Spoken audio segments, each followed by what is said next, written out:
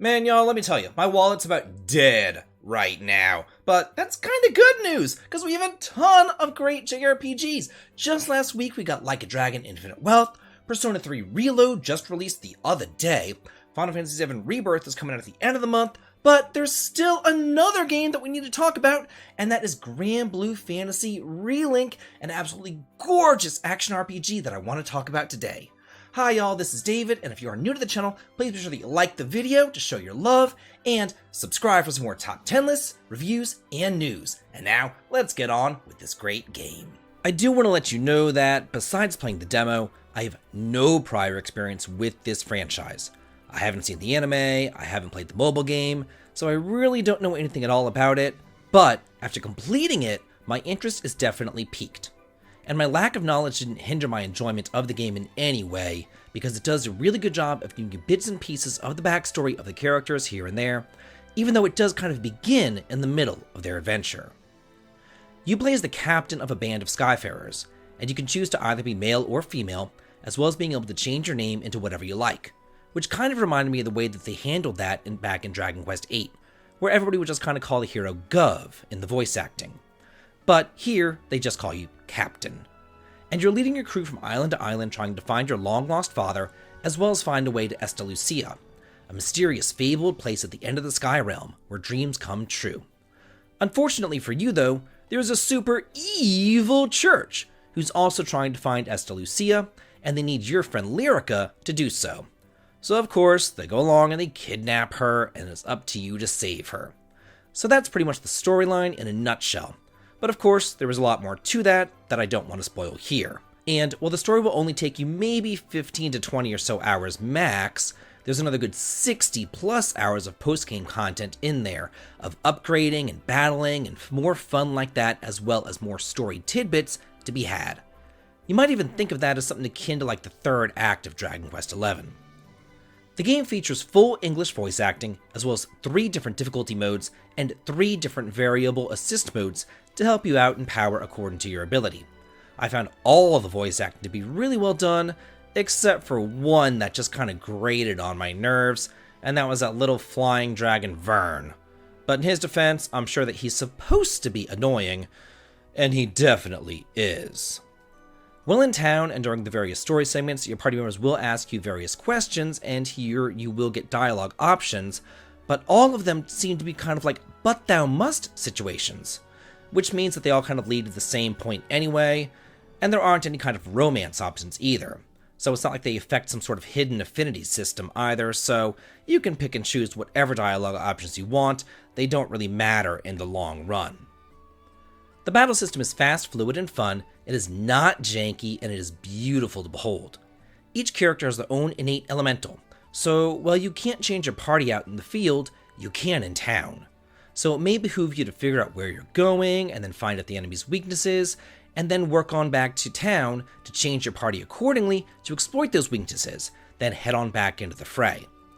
In order to use items during battle, you use your keys on the directional pad, and in order to use the various skills, you hold down the R1 button, then hit the appropriate symbol key. The skills also work on a cooldown timer, and while you're waiting for them to cool down, you can deal normal attacks with the square button, and more powerful attacks with the triangle button, and you can also jump around with the X button. Not to mention the ability to roll, dodge, and guard. It's all very similar to, say, Final Fantasy XVI, but just better.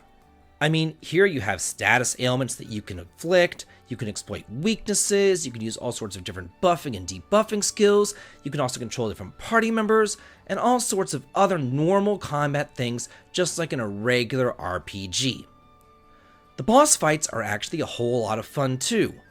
Unlike those long, never-ending icon battles in Final Fantasy XVI. Although, here, they do take a lot of skill and strategy. All the enemies are huge, and they do telegraph their attacks properly, giving you plenty of times to run away or dodge. You'll have to use all of your abilities as well as your limit breaks to pound them into the ground, and once the story mode is finally complete, it does become kind of like a Monster Hunter type of game, where you hunt down more and more bosses, and then get more rewards, as well as snippets of storyline. While in town or at various save points, you can upgrade your weapons using fortitude shards that you'll find, and you can attach sigils to your weapons, which will increase things like your HP, your defensive power, or your critical hit rate, among other things. You could really spend a long time in the menus fooling around with these systems and swapping the sigils around between your party members because, I did. Now, remember how in Skies of Arcadia, as well as Nostalgia, how there were these airship battles? Remember that? Well, the same thing is here, but they're actually really amped up a notch, because not only do you get to mess around with the cannons, aiming and firing at the various airships, but you even get to board the enemy vessels and take down their power generators to send the airships crashing down to the ground. I was so happy to see this implemented, because I was very afraid that they would skip out on this, considering that most of the traveling is just kind of like from point A to point B by clicking on a menu. So with that being said, let's get to some negatives. Unfortunately, there really isn't any sort of equipment system besides the weapons. There's no armor or helmets or accessories or anything else like that. I guess this is the dumbing down of the RPG genre at play. And party members, they don't really join up organically either. You're just kind of given a crewmate card, and then you're asked to choose which crew member you want to join you from a menu. It's kind of anticlimactic in that regard. But that is nothing compared to my biggest gripe with the game. If you think of other Skyfaring RPGs, like Nostalgia or obviously Skies of Arcadia, where you're given an airship to go out and explore the entirety of the world at the very get-go, there you go out and you find hidden secrets and treasures and discovery points, and you chart the world and you save the floating continents. But not here. I think that the real egregious sin here is that there is no world map exploration. It's just a point-and-click map. You click and you're like, yeah, I guess I want to go to this island. And whenever you do, you get one zone on that island. Not even multiple zones. So you're telling me that these huge floating islands only consist of one zone? That's such a big disappointment to me. I would have really loved to go back and revisit all these various islands and see different zones and different areas, and even more importantly, just explore a very large world map similar to Skies of Arcadia.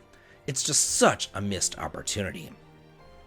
Another thing that really grinds my gears is that there is not only not a mini-map, but there's not even a larger map either. So if you get lost or you're turned around, well, that's that. Keep looking, kid. The game just wants you to kind of keep on running in one direction. So you find where you gotta go because, God forbid they give you a map. It did, though, seem like every single island was kind of this downhill slope, so I guess if you just kept on heading downwards, you'd eventually get to the end. And finally, because this game does take place kind of in the middle of their adventures, to give each of your characters more of a backstory, Fate episodes were implemented. And, well, I thought at first that this would be a really cool flashback sequence, complete with unique dungeons and boss fights and dialogue. It's not. It's a lot more like those dream sequences back in Lost Odyssey, where your character just monologues on for a year and a day, and at the end you get some stat increases. This really reminded me a lot back whenever I was teaching school, and I would tell my 5th graders that in their writing I would say, you need to show me what you're writing about. Don't just tell me what you're writing about. So this here was definitely a missed opportunity to show me the different parts of the world. Show me about the characters. Don't just tell me. And honestly, I would have really loved if this feature was kind of scrapped altogether, and they just began the game at the beginning of their adventures rather than in the middle. I mean, they had plenty of time to do that because the game's super short anyway. Overall though, despite all these problems, I do think that this is a good game, and I do think that it is worth your time. I myself had plenty of fun with it, and I'm glad that I ordered that collector's edition, because that's going to look great on my shelf. Unlike that time that I wasted $80 on that Loop 8 Garbo collector's edition, but let's not talk about that. So anyway, there's all my thoughts and feelings on Granblue Fantasy Relink. What do y'all think about it? Let me know in the comments, and let's get a discussion going on here too. Let's all talk and chat about it. And if you like what I do here on the channel, please head on over to the Patreon to sign up for early access to my videos, as well as behind the scenes photographs. The link to it is over in the video description. And as always, please like, comment, and subscribe, and have a good day.